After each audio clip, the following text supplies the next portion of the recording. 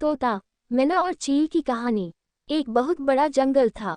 उस जंगल में खूब सारे पशु और पक्षी एक साथ में मिलकर रहते थे। उसी जंगल में एक बड़े से पेड़ पर एक सुंदर सा तोता भी रहता था। उसी तोते के घोंसले के पास में ही एक मैना का भी घोंसला था। बड़ी ही मधुर और प्यारी आवाज थी उस मैना की। पूरा जंगल उसकी मधुर आवाज से गूंज उठता था। मैना के संगीत को हर कोई पसंद करता था। पर एक बात थी जो मैना को बहुत ज्यादा खटकती थी। क्योंकि मैना का रंग काला था, इसलिए उसे कोई भी अपना दोस्त नहीं बनाना चाहता था। यहाँ तक कि उसका पड़ोसी तोता भी उससे दूरी बनाए रखता था। उस तोते को अपने ऊपर बड़ा ही अभिमान था। उसका चटकीला हरा रंग हर किसी को आकर्षित करता था। हर कोई उससे बहुत खुश रहता था। सभी उस तोते के अच्छे मित्र बनना चाहते थे। मैना को भी लगा कि वह तोते से अच्छी मित्रता कर लेती है।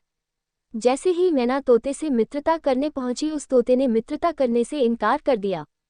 इस बात पर वह मैना बहुत ज्यादा दुखी हो गई। मैना ने अपने काले रंग को कोसना चाहा, लेकिन उसने अपने आप को ऐसा करने से रोक लिया। उसने इस बात को अपना भाग्य मानकर स्वीकार कर लिया। फिर एक दिन एक शिकारी जंगल में आया। पता नहीं वह किस जानवर को गोली मारने के इरादे में था। वह कई देर तक तो आकाश में अपनी बंदूक ताने खड़ा रहा, लेकिन कुछ पल बाद ही वह वहां से चला गया। उसी पल मैना ने देखा कि एक बड़ी चील तोते के घोंसले से निकली। वह तोता एक बार के तो डर गया, पर चील ने उस तोते को आश्वासन दिया कि वह उसे कोई नुकसान नहीं पहुंचाएगा। चील ने तोते को आश्रय देने के लिए धन्यवाद भी दिया। तोते को अपने ऊपर गर्व हो रहा था कि उसने चील को शिकार होने से बचा लिया। तोते और चील में अच्छी दोस्ती भी हो गई। मैना ये सारा दृश्य अपनी आंखों से देख रही थी। उसको चील की बातों पर विश्वास नहीं हुआ। उसको लगा कि चील कभी भी तोते की अच्छी दोस्त नहीं हो सकती। उसने तोते को समझाने की भी कोशिश की, लेकिन उसे मैना की बात में कोई दम नहीं लगा। तोते ने मैना को फटकार दिया। फिर एक दिन जब तोता खाने की तलाश में कहीं गया हुआ था कि तभी चील उस तोते के घोंसले में आकर बैठ गया। उसने कहा कि आज जैसे ही वह तोता यहाँ आएगा तो वह उसे झट से खा जाएगा। किस्मत से यह सारी बात उस मैना ने सुन ली। अब उसे पता था कि उसे क्या करना है।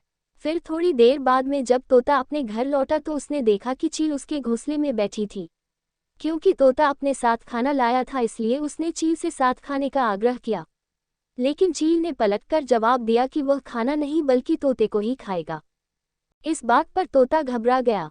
वह वहां से फुर्ती से उड़ा। पीछे से चील भी उसका पीछा करने लगी। अचानक जंगल में बंदूक चलने की आवाज आने लगी। बंदूक की आवाज सुनकर वह चील तुरंत ही वहां से डरकर भाग गई। अब तोते ने चैन की सांस ली।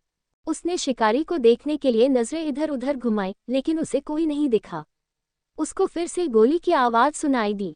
उसने पीछे घूमकर देखा तो सामने उसको वही मैना दिखाई दी जिसके साथ उसने दोस्ती करने से इनकार कर दिया था।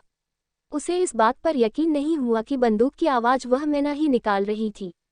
उसे मैना के साथ किए गए बुरे व्यवहार के लिए खुद पर गुस्सा आ रहा था।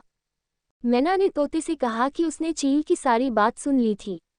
यही एक कारण था कि उसे बंदूक की आवाज निकालने के लिए मजबूर होना पड़ा। तोते ने मैना से माफी मांगकर उसे गले लगा लिया और फिर वह हमेशा के लिए दोस्त बन गए। इस कहानी से हमें ये सीख मिलती है कि इंसान को शारीरिक गुणों से ज्यादा आंतरिक गुणों को ज्यादा महत्व देना चाहिए। भले ही वह मैना काली थी, पर उसमें इंसानों की नकल करने की अच्छी खूबी थी। इसी खूबी की वजह से उस तोते की जान बच गई। ऐसी और भी मजेदार कहानी सुनने के लिए मेरा channel best animal TV 21 subscribe करो।